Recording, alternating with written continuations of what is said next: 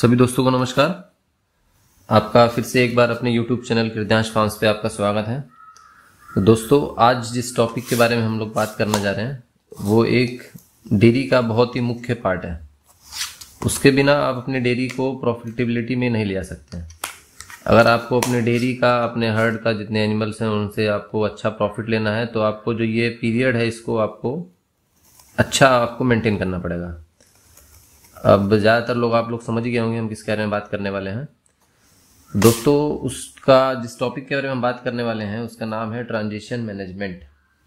अब transition management क्या है, कितने दिन का होता है, प्री क्या होता है, पोस्ट क्या होता है और किस प्रकार का खुराक इसमें मेंटेन करना चाहिए अपने पशुओं को डेयरी के लिए, और क्या हम लोग करते आए हैं जो पिछले 2 सालों से, वो हम आपको इसमें शेयर करेंगे। इसके साथ साथ अपने फार्म की जो हमारी जो पहली गाय है उसमें हम लोगों ने क्या ट्रांजिशन मैनेजमेंट अपनाया ताकि वो अच्छे मिल्क प्रोडक्शन पे उसने प्रोड्यूस किया तीसरे लैक्टेशन में।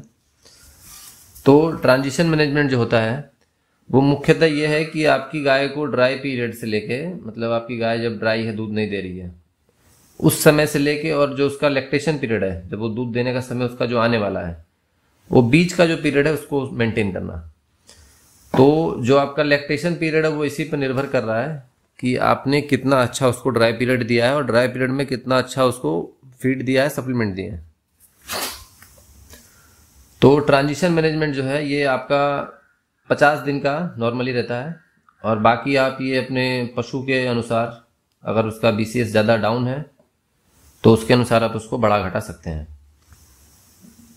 तो ट्रांजिशन मैनेजमेंट में जो मुख्य 2 बिंदु हैं वो प्री काविंग है और पोस्ट काविंग है। प्री काविंग जो होता है वो आपका है ब्याने से पहले का समय अंतराल, पशु के ब्याने के समय का पहले, और जो पोस्ट काविंग है वो पशु के ब्याने के बाद का।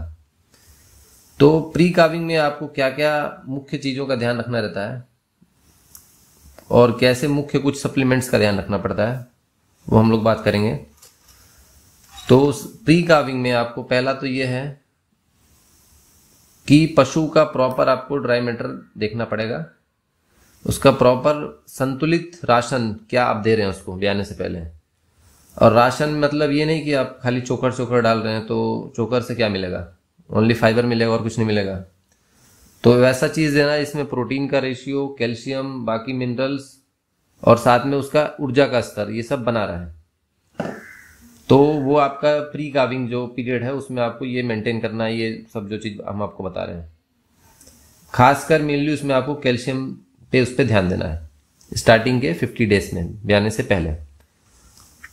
नेक्स्ट आपका जो है पोस्ट काविंग है। पोस्ट काविंग जो है वो आपकी ब्याने के तुरंत बाद। अब तुरंत बाद आपको कुछ ऐसी प्रैक्टिसेस करनी है, कुछ मतलब ऐसा करना है कि वो आपका पशु नेगेटिव एनर्जी बैलेंस में ना जाए, जल्द से जल्द जितना जल्दी हो सके वो अपने प्रॉपर फीड पे आ जाए, अपना ड्राई मैटर पूरा प्रॉपर लेने लगे। तो उसके लिए हम लोग अपनी डेयरीज में कुछ सप्लीमेंट्स का भी इस्तेमाल करते हैं, जैसे नेचुरल रेमेडीज़ का आपका कामधेनु करके सिरप आता है, उसको हम इस्तेमाल करते हैं। हम लोग एनाडाइना है, इस टाइप के सप्लीमेंट हम लोग इस्तेमाल करते हैं। अब ये इस्तेमाल करने का मतलब ये है कि अगर आपका पशु नेगेटिव एनर्जी बैलेंस में चला गया, आपने उसको उस समय मेंटेन नहीं किया ब्याने से 2 से 3 दिन में, तो कीटोसिस जैसी समस्या, हाइपोकैल्सीमिया, मिल्क फीवर, ऐसी समस्या आपको देखने को मिल सकती है। तो उसमें आपको कुछ मुख्य सप्लीमेंट्स का ध्यान रखना पड़ता है, क्योंकि ब्याने के बाद आपको पता है कि पशु के शरीर में दूध के रास्ते से बहुत ज़्यादा भारी मात्रा में कैल्शियम, फॉस्फोरस, मैग्नीशियम, ये सारे मिनरल्स निकलते हैं। तो उनका आपको लेवल बॉडी में उसके बराबर रखना पड़ेगा, नहीं तो आपको ये सारी समस्या देखने को मिल सकती हैं। अब इसमें आपको एक मैग्नीशियम मुख्य सप्लीमेंट है, उसका भी आपको प्रयोग करना पड़ेगा। कैल्शियम तो करना ही है, लेकिन जब तक आप मैग्नीशियम का प्रयोग नहीं करेंगे तो बॉडी में जो कैल्शियम का स्तर जो बना रहता है वो नहीं रह पाएगा। उसके लिए आपको मैग्नीशियम चाहिए, देना पड़ेगा। अब उसके लिए आप तो मैग्नीशियम में कुछ सप्लीमेंटेशन कर सकते हैं, मार्केट में बहुत सारे सप्लीमेंट मिलते हैं मैग्नीशियम के।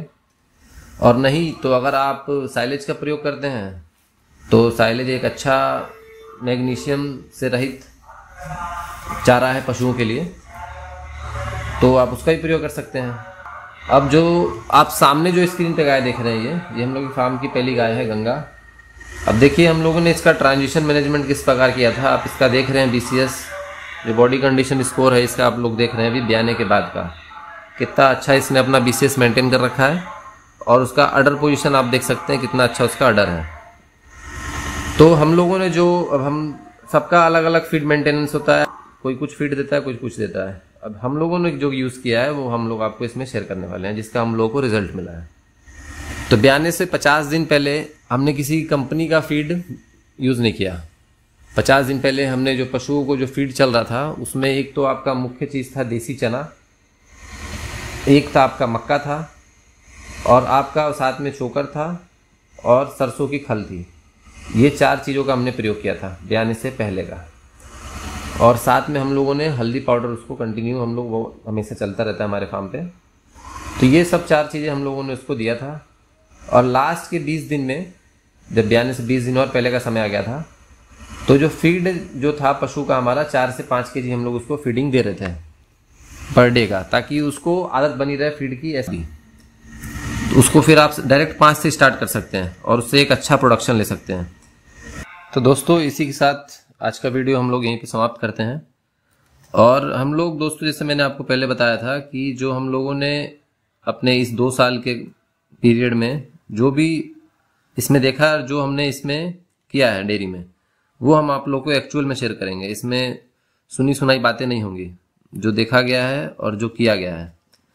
तो आप लोगों को अगर मेरा ये प्रयास अच्छा लग रहा हो तो आप इस चैनल को लाइक करें, सब्सक्राइब करें, ताकि आने वाले समय आपको इस तरह की आपको वीडियोस का अपडेट मिलता रहे।